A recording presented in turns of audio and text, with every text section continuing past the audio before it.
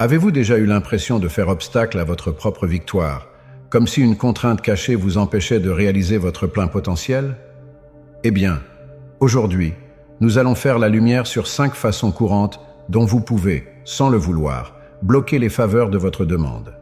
Mais ne vous inquiétez pas, nous allons également étudier des procédures viables pour vous libérer de ces comportements auto-saboteurs et ouvrir la voie à une vie plus satisfaisante. Préparez-vous à entreprendre un voyage de découverte de soi et de développement individuel. La peur de la déception. Avez-vous déjà eu une idée brillante ou un rêve qui illuminait votre âme, mais à ce moment-là, vous vous êtes retrouvé paralysé par l'idée de tomber à plat? La peur de la déception peut être un comportement auto-sabotant courant qui peut vous empêcher d'exploiter votre véritable potentiel et de saisir les atouts qui s'offrent à vous. Lorsque nous laissons la peur de la déception prendre le contrôle, nous commençons à jouer la carte de la sécurité. Nous gardons une distance stratégique avec les dangers, nous nous aventurons hors de nos zones de confort et nous recherchons les choses exceptionnelles qui semblent mener à nos triomphes les plus importants. Mais voici la vérité. La déception n'est pas l'inverse de la victoire, c'est une pierre d'achoppement vers elle. Chaque personne fructueuse que vous appréciez a été confrontée à la déception à un moment ou à un autre de son parcours. La différence est qu'ils ont considéré la déception comme une opportunité d'apprentissage, une chance de se développer et de progresser. Imaginez que Thomas Edison ait renoncé à fabriquer l'ampoule électrique après un premier essai raté, ou que J.K. Rowling ait abandonné son rêve de devenir essayiste après avoir essuyé d'innombrables refus. Le monde aurait été privé de leurs engagements extraordinaires. Alors, comment surmonter la peur de la déception et commencer à saisir les résultats concevables qui vous attendent? Commencez par recadrer votre perception de la déception. Plutôt que de la considérer comme un résultat négatif, voyez-la comme une leçon profitable. Saisissez l'idée que la déception peut être une partie caractéristique du processus d'apprentissage dans lequel chaque contretemps vous rapproche de vos objectifs. Une autre méthode efficace consiste à adopter une attitude de développement. Reconnaissez que vos capacités et vos idées ne sont pas des caractéristiques fixes, mais plutôt des qualités qui peuvent être créées et renforcées au fil du temps. Saisissez les défis comme des opportunités de développement et rappelez-vous que la véritable déception est celle qu'il faut entreprendre. En abandonnant la peur de la déception et en saisissant les leçons qu'elle enseigne, vous vous ouvrez à un monde de résultats concevables à l'infini. Vous vous autorisez à rêver grand, à entreprendre des activités saisissantes et à rechercher la vie dont vous avez vraiment envie. Alors respirez profondément, affrontez vos peurs en face et croyez que chaque pas en avant, même s'il est semé d'embûches, vous rapproche des faveurs qui vous attendent. Lingering. Maintenant que nous avons examiné comment la peur de la déception peut vous freiner, passons à un autre comportement auto-sabotant courant, l'hésitation. L'hésitation est comme une tricherie qui prend discrètement votre temps, votre vitalité et votre potentiel, ce qui vous permet de vous sentir bloqué et déçu. Lorsque nous remettons à plus tard, nous nous disons régulièrement que nous nous occuperons de cette course impérative demain ou que nous travaillons mieux sous pression. Mais en réalité, la procrastination est un cycle dont il peut être difficile de se libérer. Plus nous remettons les choses à plus tard, plus elles nous paraissent insurmontables et plus il devient difficile de passer à l'action. L'atermoiement peut prendre de nombreuses formes, qu'il s'agisse de regarder sans cesse les médias sociaux ou de repousser sans cesse cette grande entreprise au travail. Mais quelle que soit la manière dont il se manifeste, le résultat est le même. Des échéances manquées, des occasions manquées et un sentiment de désillusion à l'égard de nous-mêmes. Quel est donc l'arrangement? Comment pouvons-nous nous libérer de l'emprise de l'hésitation et commencer à faire des progrès significatifs vers nos objectifs? La première étape consiste à identifier la cause profonde de votre hésitation. Remettez-vous les choses à plus tard parce que vous avez peur d'échouer, comme nous l'avons évoqué dans la partie précédente? Ou peut-être vous sentez-vous dépassé et ne savez-vous pas par où commencer? Une fois que vous aurez identifié la raison fondamentale de votre hésitation, vous pourrez commencer à mettre en œuvre des techniques viables pour la surmonter. Une approche efficace consiste à diviser les grosses courses en étapes plus petites et plus raisonnables. En vous concentrant sur une petite activité à la fois, vous accumulez de l'énergie et créez un sentiment de réussite qui vous pousse à aller de l'avant. Un autre moyen efficace consiste à établir un plan et à s'y tenir. Fixez des heures précises pour le travail, le repos et les loisirs, et tenez-vous-en responsable. N'oubliez pas que l'enseignement est le lien entre vos objectifs et vos réalisations. Il est en outre essentiel de créer un environnement propice à votre efficacité. Réduisez les distractions en désactivant les notifications sur votre téléphone ou en trouvant un espace de travail calme. Entourez-vous de personnes qui vous motivent et vous persuadent, et n'hésitez pas à demander de l'aide lorsque vous en avez besoin. En prenant des mesures fiables et en adoptant une attitude proactive, vous découvrirez que l'hésitation n'a plus d'emprise sur vous. Vous commencerez à ressentir le bonheur et la satisfaction qui découlent d'une avancée incontestable vers vos rêves, et vous vous ouvrirez aux dotations et aux opportunités qui vous attendaient depuis toujours. N'oubliez pas que chaque petit pas que vous faites peut être un triomphe sur l'hésitation. Célébrez vos progrès, soyez gentil avec vous-même et continuez à aller de l'avant. Le chemin vers votre meilleure vie est dégagé par une activité fiable et délibérée. Parlez de soi de manière négative. Nous avons étudié comment la peur de l'échec et la persistance peuvent nous empêcher d'avancer, mais il existe un autre comportement trompeur d'auto-sabotage qui passe souvent inaperçu, le discours négatif sur soi. La façon dont nous nous parlons à nous-mêmes a un impact profond sur notre estime de soi, notre certitude et notre bien-être en général. Le discours négatif est cette voix intérieure qui nous critique, nous questionne et nous dénigre en permanence. C'est la voix qui nous dit que nous ne sommes pas assez bons, que nous ne réussirons jamais ou que nous ne méritons pas la joie. Ce discours intérieur peut être si incontournable que nous commençons à l'accepter et qu'il devient une prédiction qui se réalise d'elle-même. Lorsque nous nous racontons des histoires négatives, nous limitons notre potentiel de revendication. Nous nous empêchons de poursuivre nos rêves, de prendre des risques et de nous accepter. Nous créons une frontière mentale qui nous maintient dans un cycle de doute et d'auto-sabotage. Mais voici la bonne nouvelle. De même que nous avons le contrôle de notre propre discours négatif, nous avons également le pouvoir de le convertir en un échange intérieur positif et édifiant. La première étape consiste à prendre conscience de ces pensées. Faites attention aux mots que vous utilisez lorsque vous vous parlez à vous-même. Sont-ils gentils, compatissants et valorisants, ou sont-ils durs, basiques et dévalorisants? Une fois que vous aurez reconnu les motifs d'un discours négatif sur vous-même, vous pourrez commencer à remettre en question et à recadrer ces pensées. Lorsque vous vous surprenez à vous dire « je ne peux pas faire ça », essayez de le remplacer par « je n'ai peut-être pas encore toutes les réponses, mais je suis prêt à apprendre et à me perfectionner ». Après avoir écouté cette voix intérieure qui vous dit « je ne suis pas assez grand », répondez-lui « je suis louable et capable d'atteindre mes objectifs ». Une autre technique puissante consiste à développer l'autocompassion. Traitez-vous avec la même attention et la même compréhension que celle que vous accorderiez à un compagnon coûteux.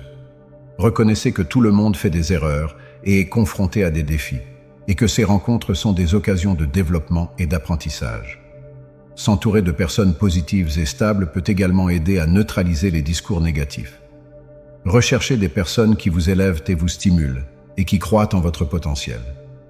Leur soutien et leur appui peuvent vous aider à étouffer la voix intérieure négative et à renforcer votre propre discours positif. N'oubliez pas que vos pensées ont le pouvoir de façonner votre réalité. En faisant un effort conscient pour remplacer votre discours négatif par un échange intérieur positif et engageant, vous commencerez à voir un changement dans votre attitude et votre vie. Vous créerez la polyvalence nécessaire pour rebondir après les malheurs, la certitude de poursuivre vos rêves et la confiance en vous nécessaire pour accepter les faveurs qui vous attendent. Faites donc attention à votre voix intérieure et choisissez de remplir votre intellect de mots d'amour, d'encouragement et de plausibilité. Parlez à vous-même comme vous le feriez à quelqu'un que vous aimez et observez votre monde commencer à se transformer. L'emprisonnement dans la zone de consolation. Nous avons vu comment la peur de la déception, la persistance et le discours négatif sur soi peuvent nous empêcher d'exploiter notre véritable potentiel.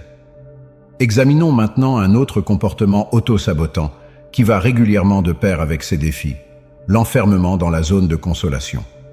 Notre zone de consolation est un espace psychologique où nous nous sentons en sécurité, sûrs de nous et en contrôle. C'est un endroit où nous travaillons à l'intérieur d'horaires, de propensions et de schémas de pensée banals. S'il n'y a rien d'inaliénable à avoir une zone de confort, des problèmes apparaissent lorsque nous y sommes tellement attachés que nous résistons à toute opportunité de développement ou de changement. Lorsque nous nous confinons dans nos zones de confort, nous limitons nos propres possibilités. Nous passons à côté de rencontres, de connexions et d'ouvertures inutilisées qui pourraient améliorer notre vie et nous rapprocher de nos objectifs. Nous devenons stagnants, coincés dans un cycle de la nature qui nous empêche de trouver notre véritable potentiel. Mais voici la vérité. La croissance et la consolation coexistent rarement. Pour évoluer, nous devons être prêts à sortir de nos zones de confort et à accepter l'inconfort qui accompagne les tentatives d'innovation. Cela peut s'avérer difficile, en particulier si nous sommes déjà accaparés par la peur de la déception ou par un discours négatif sur nous-mêmes. Quoi qu'il en soit, c'est grâce à cette détresse que nous nous développons et que nous découvrons ce dont nous sommes vraiment capables. Alors, comment se libérer des limites de nos zones de consolation? Commencez par faire de petits pas raisonnables. Si vous avez toujours eu besoin de mémoriser un savoir-faire inutilisé, inscrivez-vous à un cours pour débutants. Si vous êtes anxieux à l'idée de parler ouvertement, portez-vous volontaire pour faire une brève présentation au travail ou dans votre communauté. Ces petites activités peuvent sembler gênantes au début, mais à chaque étape, vous gagnerez en force et en certitude. Une autre méthode efficace consiste à recadrer votre point de vue sur les inconvénients. Plutôt que de les considérer comme une chose à éviter, essayez de les voir comme un signe que vous vous développez et que vous progressez. Les papillons dans l'estomac, les battements de cœur qui s'accélèrent et les paumes moites sont la preuve que vous dépassez les obstacles que vous avez perçus.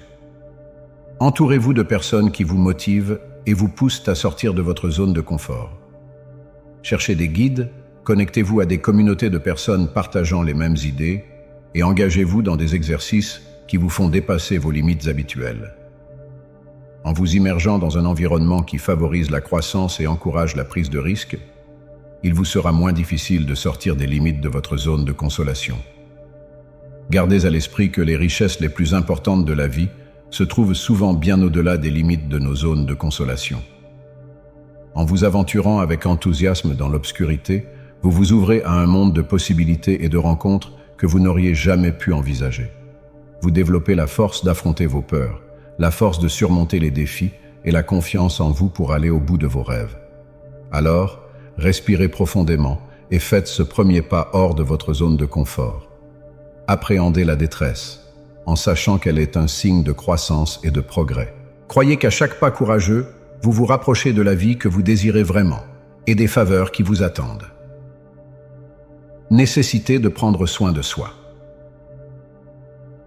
Tout au long de cette vidéo, nous avons exploré divers comportements d'auto-sabotage qui peuvent nous empêcher de vivre notre meilleure vie.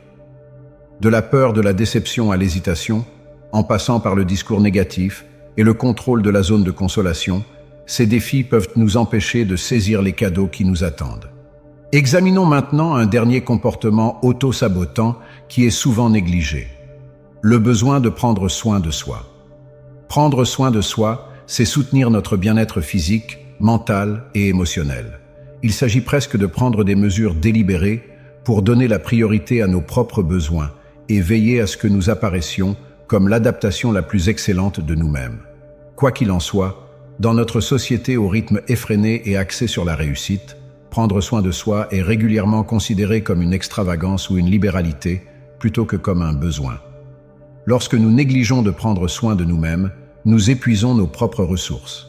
Nous finissons par être épuisés, stressés et épuisés, ce qui rend encore plus difficile de se libérer de conceptions auto-sabotantes telles que les atermoiements ou les discours négatifs sur soi. Nous risquons de nous retrouver pris dans un cercle vicieux où le besoin de prendre soin de soi s'ajoute à nos batailles, et où nos batailles nous empêchent d'accorder la priorité à l'auto-soin. Mais voici la vérité. Prendre soin de soi n'est pas égoïste. C'est un élément essentiel d'une vie saine et épanouie. Lorsque nous prenons soin de nous, nous cultivons l'énergie, la résilience et la clarté d'esprit nécessaires pour poursuivre nos objectifs, affronter nos peurs et sortir de nos zones de confort. Nous sommes alors mieux équipés pour relever les défis de la vie et saisir les opportunités qui se présentent à nous. Alors, comment coordonner les soins personnels dans notre vie de tous les jours? Commencez par reconnaître que l'auto-soin peut être un concept à multiples facettes. Il englobe tout, depuis un repos suffisant et une alimentation nourrissante jusqu'à la pratique d'activités qui nous procurent plaisir et paix. Il s'agit de fixer des limites saines, de pratiquer l'autocompassion et de consacrer du temps aux choses qui comptent le plus pour nous. Un moyen efficace de donner la priorité à l'auto-soin est d'établir un programme quotidien d'auto-soin. Il peut s'agir d'activités telles que la réflexion, la tenue d'un journal, l'exercice physique ou l'investissement dans la nature. En consacrant chaque jour du temps à l'auto-soin, nous nous envoyons un message fort. Notre bien-être est important et mérite d'être pris en compte. Une autre perspective clé de l'auto-soin est d'apprendre à se mettre à l'écoute de ses propres besoins et de les honorer. Cela peut être cruel de dire non à des engagements qui nous épuisent, de fixer des limites dans nos relations ou de demander de l'aide lorsque nous en avons besoin. En étant à l'écoute de nos propres besoins et en y répondant avec compassion et attention, nous cultivons un sens plus profond de la conscience et de l'amour de soi. N'oubliez pas que prendre soin de soi n'est pas un événement ponctuel, mais une pratique profondément enracinée. Il s'agit presque de faire de petits choix fiables qui nourrissent notre bien-être et soutiennent notre développement. En donnant la priorité aux soins de soi, nous créons une base solide à partir de laquelle nous pouvons poursuivre nos rêves, affronter nos peurs et saisir les bénédictions que la vie a à nous offrir. Prenez donc une minute pour réfléchir à ce que vous prétendez faire pour prendre soin de vous. Où pouvez-vous vous montrer plus aimable, plus sympathique et plus attentionné? Quelles petites mesures pouvez-vous prendre aujourd'hui pour donner la priorité à votre propre bien-être? Sachez qu'en prenant soin de vous, vous ne faites pas qu'améliorer votre vie revendicative, mais vous devenez aussi un signal de lumière et d'inspiration pour les autres. Nous avons exploré 5 façons efficaces d'anticiper les faveurs de votre revendication. La peur de l'échec, le fait de s'attarder, le discours négatif sur soi-même, le contrôle de la zone de confort et le manque de soins personnels. En prenant conscience de ces comportements auto-saboteurs et en choisissant d'agir, vous serez en mesure de vous libérer de leur emprise et de saisir les résultats concevables époustouflants qui vous attendent. Gardez à l'esprit que chaque petit pas que vous faites vers le développement et l'amour de soi peut être un pas vers une vie de plus grande félicité, d'épanouissement et de plénitude. Je vous invite donc à réfléchir à celui de ces domaines qui résonnent le plus en vous et à vous engager à faire un petit pas aujourd'hui pour vous libérer de ce schéma. Si vous avez trouvé de l'estime dans cette vidéo, j'ai une faveur peu commune à vous demander. Ne vous contentez pas d'appuyer sur le bouton « J'aime ». Écrasez-le vraiment si vous êtes prêt à dire adieu à l'autosabotage et bonjour à votre meilleure vie. Il ne fait aucun doute que vous aussi, vous vous abonnez pour rejoindre notre communauté d'individus soucieux de leur croissance. Plus important encore, j'aimerais avoir votre avis dans les commentaires ci-dessous. Partagez un comportement autosabotant que vous êtes prêt à abandonner et un comportement favorable que vous êtes prêt à adopter. Vos expériences peuvent susciter et créer un impact important de changement positif. Alors, faisons-le ensemble. Libérons-nous de l'auto-sabotage et saisissons les bénédictions époustouflantes que la vie a à offrir. N'oubliez pas que votre voyage de croissance est un cadeau et je suis honoré d'en faire partie. Continuez à pétiller et je vous verrai dans la vidéo suivante.